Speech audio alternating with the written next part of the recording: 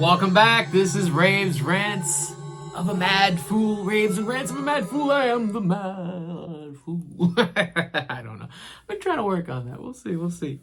Leave a comment. If you like, subscribe, share. Please share. But leave a comment. Would love to start up a conversation. I am the Mad Fool, and we're going to get right into it. It is episode 7, Interview with the Vampire, the last one.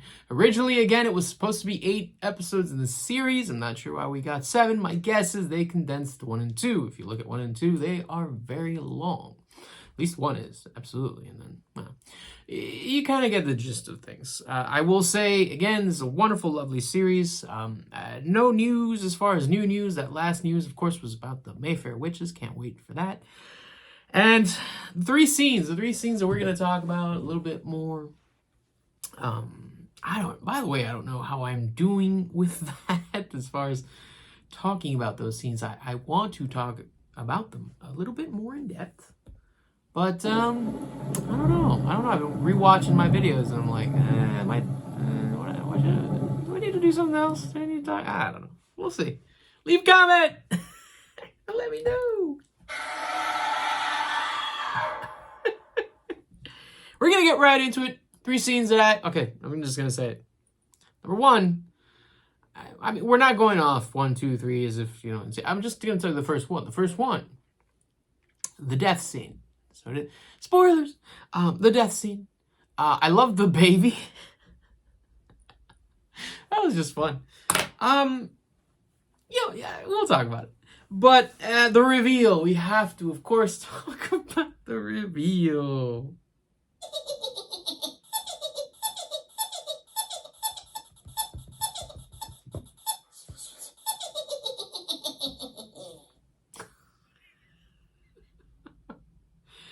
We gotta talk about that. So here we go. Malloy, he can't stop looking at Rashid. Why? Because he just had that dream in the other episode where he remembers suddenly. Wait, Rashid. I remember that guy. Don't I remember that guy? How's he? Wait. How's he that old? What's going on here? And the thing is, how can it be? Is he immortal? Is there death? Rashid's in the sun. He's talking. He's like, what's going on? This doesn't make sense in his mind, of course. But yeah, the immortal death. Louis says, hey, there's some stuff, decapitation, fire, the normal stuff. And then we have, my apologies. We have the children are plotting. They're plotting. They're plotting to murder the father, and there's paranoia, and they've been compelled to live together, and they're enduring everything. They're locked in hatred. This is not fun. This is not a life. No, don't do this, please. So apparently free food shows up to their door.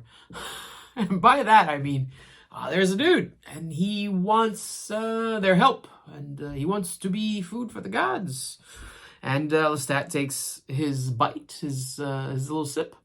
Turns out it's cancerous blood. They start reading the letter. We start figuring out, this guy was trying to find his last-ditch effort. Apparently, he was okay with going to the devil. Or what people think are the devil. I'm not calling the vampires the devil. Haven't seen the devil. Haven't heard about the devil. They've been called the devil. But they're vampires. I thought it was very interesting, the fact that cancerous blood tastes bad. I wonder if that's in the books. I don't know, but great. So good. Clean up this mess and come to coffin. This is interesting because this is one of the first times that I've seen Lestat really, really order them. It was, and he was scared, by the way. He's talking about pitchforks and this. We're gonna be found out. We have to leave, and oh my goodness. Yeah, it was weird. So then we get the trolley car. They're all 3 in the trolley car, and of course, Claudia and Louis are plotting because they can only speak. They can go back and forth, and Lestat can never hear them. And so we see a lot of communication, but between, again, Claudia and Louis. We don't see. We gotta get down to the get down to the center, the core, what's going on, and we never do. What's going on? We mentioned Greece, it's Christmas, and here it is, those who must be kept. He mentions those who must be kept in Greece, possibly an island. Oh, those of you who have read the books know what I'm talking about. Those of you, don't worry about it. It's not a big deal. So, what's wrong with Bach, by the way? Bach is amazing. Okay. Sister, daughter, infant, death. That's how he calls her. Then they're presenting the plot. So she presents the plot. It's an idea for a party. It's a very amusing idea. And then we get a cut to Hitler on the TV, I think. Hitler. Talk about the ball. Shh, don't talk about the ball. Well, what is this about the ball? There's stuff about the ball. Wait a minute. If we starve ourselves for the ball, the hunger would be transcendent. So apparently, Claudia is plotting. And she says, why not leave in style? Let's do a ball. Let's do a feast. It would be amazing. And Lestat says yes. I'm thinking to myself, what? You said what now? Really? I don't know. So then we cut to Tom. And Tom, we're getting out. And I haven't heard from you in years. And, well, Tom, we need some stuff. And, secret society, yada, yada, yada. We have all the names. Don't worry about that.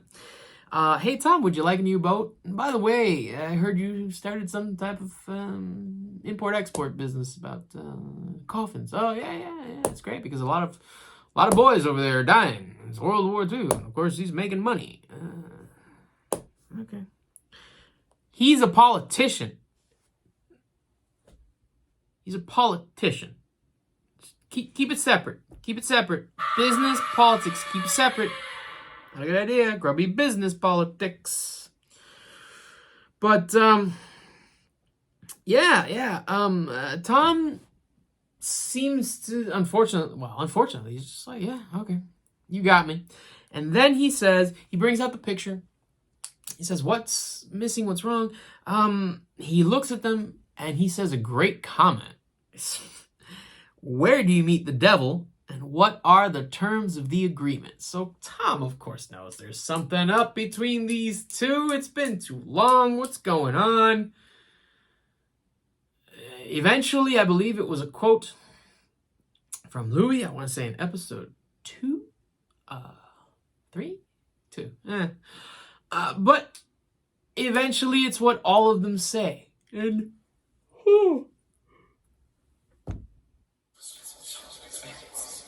one iteration or another, devils, ghosts, made a deal with the devil. But money flooded the town. It broke the levees. It was a brick of gold, apparently, to get into the party, which is, I took it as, well, it cost as much as a brick of gold to get a ticket. Okay, cool. That baby thing, I gotta say, this whole, the sun-hot ego of the vampire kid thing and the baby was awesome. I mean, to begin with, you could tell it wasn't real. I could tell. And it was just fun watching. I would watch something like that. But, baby was awesome. It was an extravagant waste of money. And all you could hear was heartbeats everywhere and different varietals of death. That's a new one for me. Varietal of death guy. Okay. Whew. I might have to play this twice. Hold on. A varietal of death. What, you got different aromas? I mean, Lestat does mention this whole rosemary thing in the garden. Oh. But there's the Women's Opera Society. Which one of us had history under the stairs? And then Claudia brings in the twins. And I gotta mention the twins because they're wearing masks. Automatically, just by the voice, I'm like, I know these guys. Nah, these are the twins from Queen's Gambit. They did an awesome job on that show with Anna Taylor-Joy.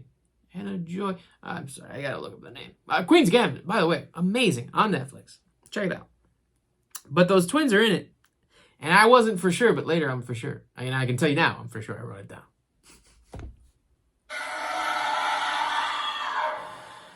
I am a mad fool. So, then we get to, of course, the history between us, the twins. A last dance. Tom comes up. I don't know if Tom's taking a shot or if Tom's just drunk. He mentions never get married. It's a funny joke. A lot of people aren't going to like it. But then we get Louis and Lestat.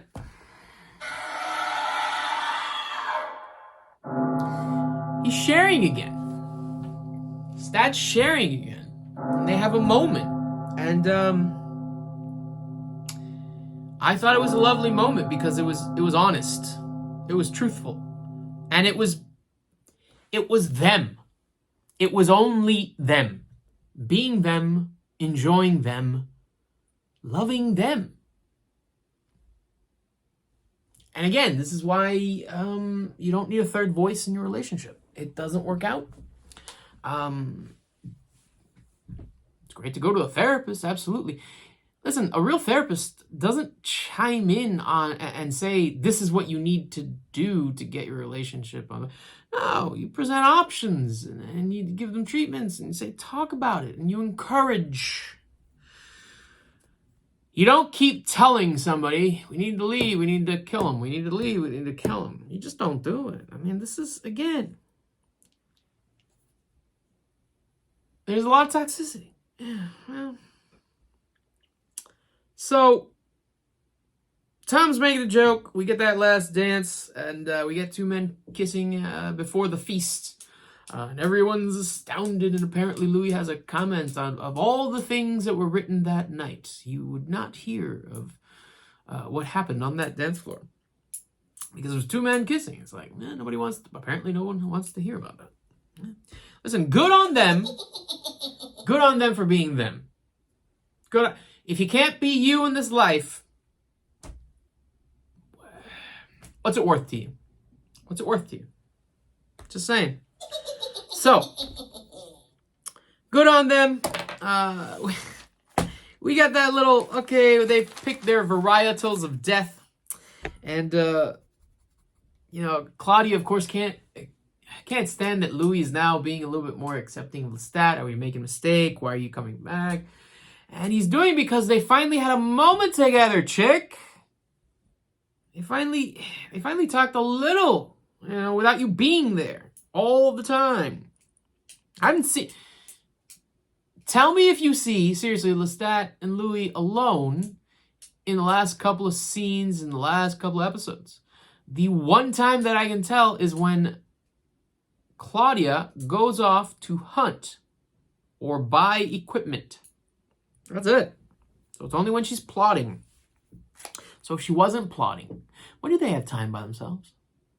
When do they talk by themselves? When do they work on the relationship by themselves? I don't know. I do not know. But so Claudia leaves, we get oh, sorry, I flipped the page. Claudia, the Philosopher's Stone. I am laughing. I'm laughing. Of course. Listen, the Philosopher's Stone. It's basically the Sorcerer's Stone. If you've seen Harry Potter, read the books, the original book is actually the Philosopher's Stone in Britain. Why? Because there's different names for the Philosopher's Stone and Sorcerer's Stone. This is a real tale. This is real. There was also a gentleman called Nicholas Flamel. He said that he was immortal, and he found, this is the story that Lestat is telling, the Abraham the Mage. There was an actual Abraham the Mage. He did have a book, a journal. This is true. This is true. Okay, what was in the book? I don't know. Was it real that they were immortal? I don't know. But this is the story that they decided to tell, and I was laughing at it. Because a lot of people are going to see Harry Potter, and I see, no, there's so much here. There's so much here. You don't know. Do you know who Abraham the Mage is? No, probably not.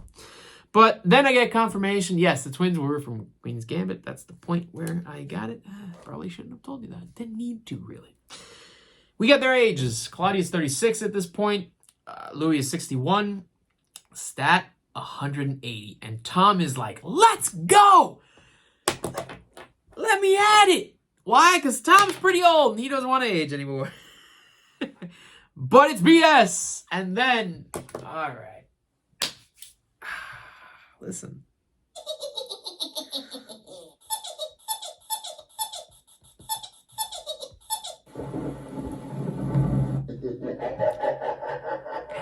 The feast begins! And I have to say, listen, I'm just going to say it. That chin! Oh. I have seen pictures from the backstage set. They are dripping in red blood and all this stuff. But I gotta say, that chin, man. That was a hell of a scene. Wow. And I've talked about the baby. Of course, again, the baby was just a prop that was used in the parade. You know, it's the Mardi Gras parade. That was great. But now we're talking about the death. And this is all leading up to the death. And they're chasing everybody. Run here, the twins. The plot is laid bare. Let's just say that. The door opens. You don't know who it is. Somebody's at the house. Who is it? We don't know. There's a reveal. It's not the only reveal. By the way, I kind of guessed at this a little bit. I mean, it wasn't 100%, but I thought to myself, yeah, that's a possibility. Yeah. But it turns out to be Antoinette. And then Lestat knows what's going on. Of course, we see that Antoinette has been following them. She's been reading their minds. And of course, she, now Antoinette has been used as a pawn to spy on Louis and Claudia. Now, some of you will say, wow, this is a creep move. I personally say this was Lestat taking care of himself when he needed to take care of himself because he felt that something was off. When you feel that something is off, the spidey sense goes off, man. The spidey sense is like, danger, danger. I mean, look, we have our instincts. We know. And he's a vampire. He's got more instincts. He's got more tricks. He's got more powers. So he's been watching that. By the way, and I hate to say about this, he says something like, oh, Antoinette will be more agreeable to our life. Of course, he's not going to kill Louis. He loves Louis. He wants to get rid of Claudia because he sees Claudia as the thorn in his side. Things have never been the same. She's in the relationship. She's plotting to cheat. It was her idea. It was her plot. It was her plan. Did Louis go along with it? Yes. Can we blame Louis? I think everyone is to blame here. And even then, I love this show because it doesn't really give us a villain. This isn't about who is the villain. This is about what happened in my life. I'm telling you about my death, my life, everything, and this new, nuanced version. And all of this is sad. At this point, witches, vampires, humans of all ages, this is sad. All of it. They did show that Antoinette was listening in on them when Claudia was saying, hey, I'm leaving for the train.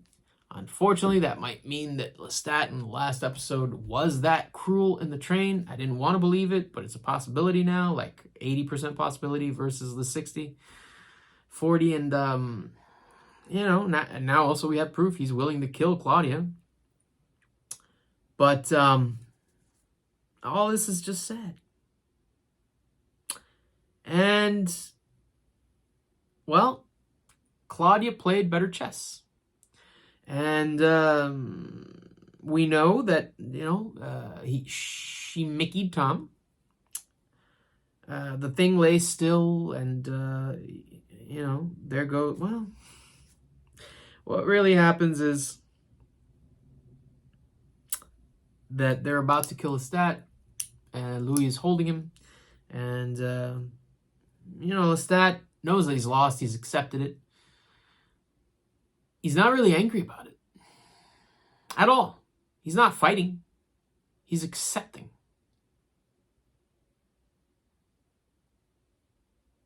Really. He's accepting. It doesn't look like he's trying to be manipulative. It doesn't look like he's trying to get to another... It doesn't look like he's trying to say... He is accepting the fact that I lost. And the two vampires that I made want to kill their maker.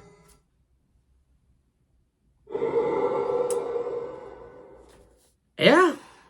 And his last words, while Louis is holding him, this is so sad. I have loved you with all of myself. And I'm happy it was you here with me. This is heart-wrenching. And the cut comes, and the blood pours. And Claudia gets what she wants. I don't think Louis got what he wanted. I don't. And there's reason for that. They set the body ablaze. It is not Lestat, it is Antoinette. By the way, I don't know if Antoinette was an actual character in the book. Someone let me know.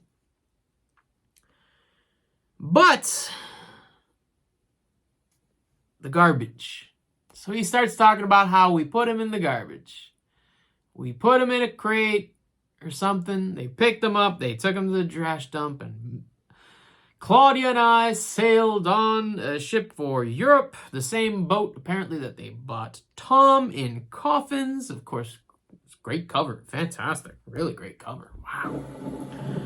But here it comes.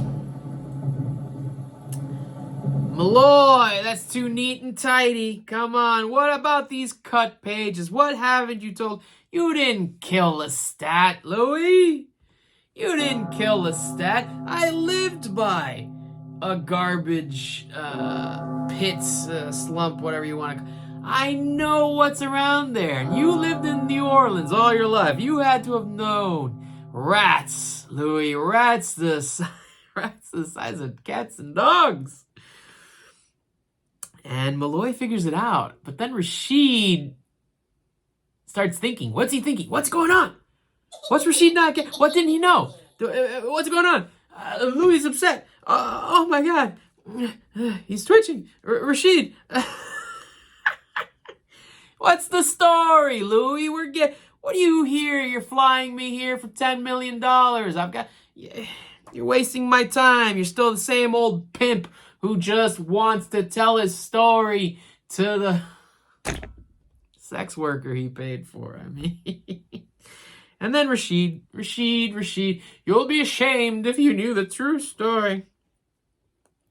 Things were different. Reveal. Let's talk about that reveal. He starts taking off. This was beautifully done. Oh my God, in the background.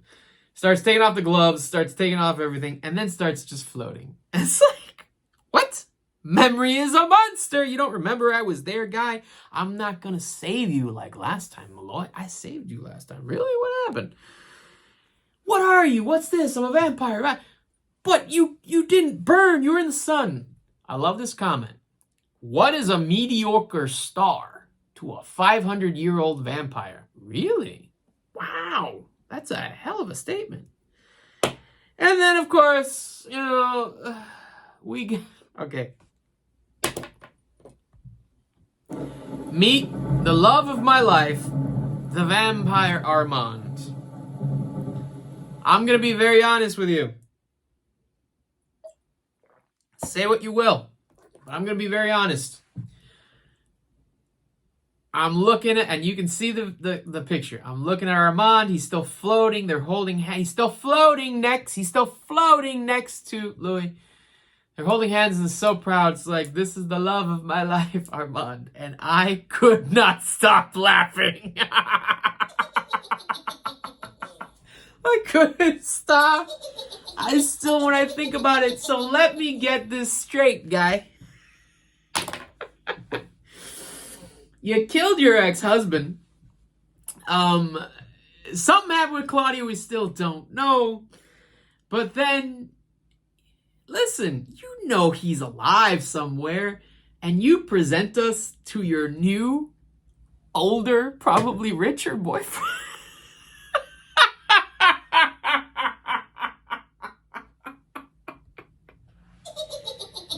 Guy.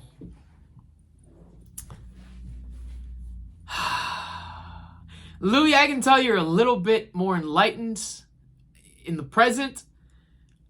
I'm starting to think after this comment and this reveal and everything that we've seen, I'm going to call it. And actually, I'm going to speak more about it in depth in my overall predictions and all this for season 2. But Louis, is you telling this story your way of saying, help me get out of this relationship? Louis. Louis.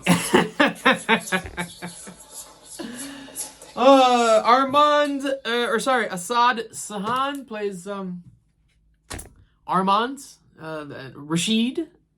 And that's all she wrote, ladies and gentlemen. Witches, vampires, dreamers of all ages. Thank you for joining me. Thank you for going through this with me.